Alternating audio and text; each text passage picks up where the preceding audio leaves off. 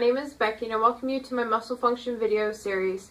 Today I'm going to be going over the Splenius Capitis muscle. I will go over its location, which includes the origin and insertion, followed by an illustration so you know exactly what I'm talking about, where this muscle is located, followed that with the functions of the muscle, and then finally providing you an exercise or two so you know how to strengthen this muscle.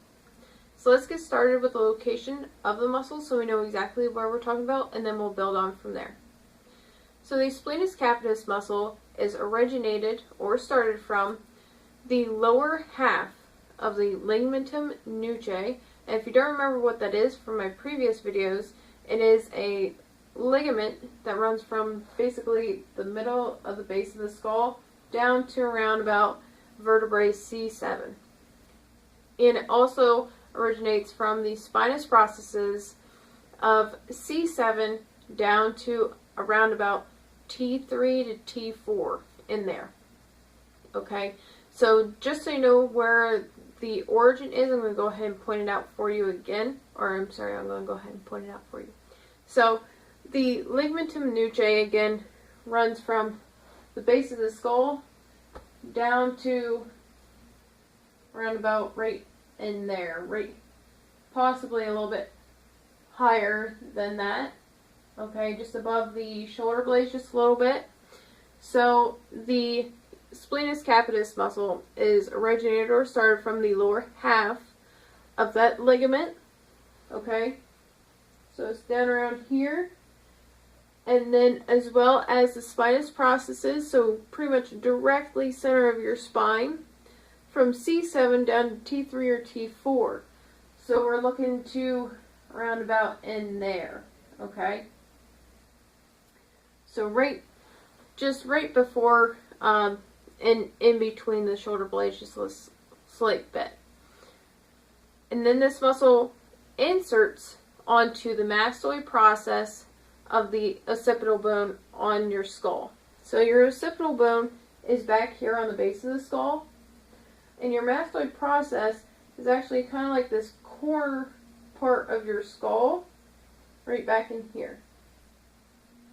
Okay, so again, this muscle runs from right about in here and up a little bit, all the way to the side of your head. Okay.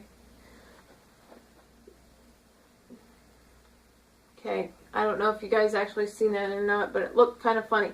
So again, this muscle runs from right about in here, okay, and above my finger, I'm probably not reaching up as high, all the way up to that mastoid process, which is right about in here, right in here, okay?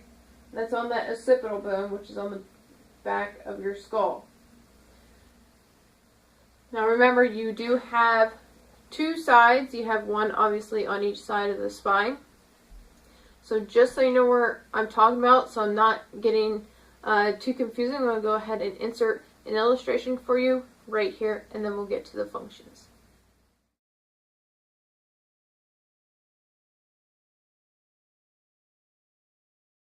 This muscle is located, so I wasn't confusing you because I can't quite see behind me, but I'm going to go ahead and move on to its functions. So the functions of the Splenius Capitis muscle are pretty much the same as the Splenius cervicus muscle. We are looking at extension of the head, since it is attached back here against our base of our skull, so it's going to pull both sides at the same time. We're going to pull our head back. Okay, this muscle also does rotation of the head from left, and it also does it to the right, obviously. And then the third function of this muscle is lateral flexion to the left and to the right. Obviously, each time that either rotate or flex the head to one side, it is that side working, not so much the other side. So it's one side working and one side not. So whenever they work together, okay, we're looking at extension of the head. So now that you know the location and the functions of this muscle. Now we can move on to the exercises for this muscle. So the exercises for the Splenius Capitis muscle are pretty much the same as the Splenius cervicis muscle. You're looking at manual resistance. You can hold your head or wear the head contraption on your head and then it would have the chain with the weight. Okay? So again, if you were to cross your fingers like this and lace them, put them on your head and just kind of let your arms dangle and then look up and apply a little bit of pressure to the back of your head. That would create the manual resistance you're looking for. You can also use a band or again the head piece of equipment that looks like the inside, the padding on the inside of a bicycle helmet with the chain and the weight attached if you wanted to do it that way. I have seen it. Chris Gethin actually showed in one of his videos for, I believe, his 8-week transformation that he used one, or it may have been another video, but I don't recall correctly. But he used one, and I've seen a couple other people use them where they have attached them to the cables and used it like this. Okay, so you can do however you want or however you feel more comfortably. Just please do it safely. Again, it is your neck, so you do need to be safe of the spine, and please leave your ego at the door. That is it for this video. I hope you enjoyed it. I do have one more video, and I have one video to fix that I screwed up real bad.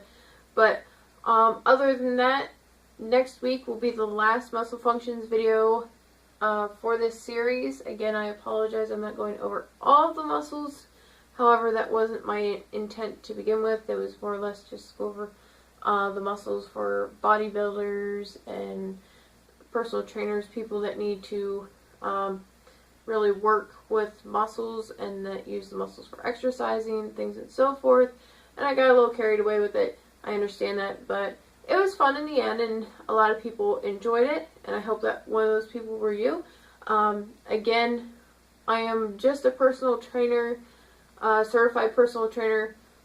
I am not a doctor. I'm not a physical therapist, chiropractor, or anybody like that.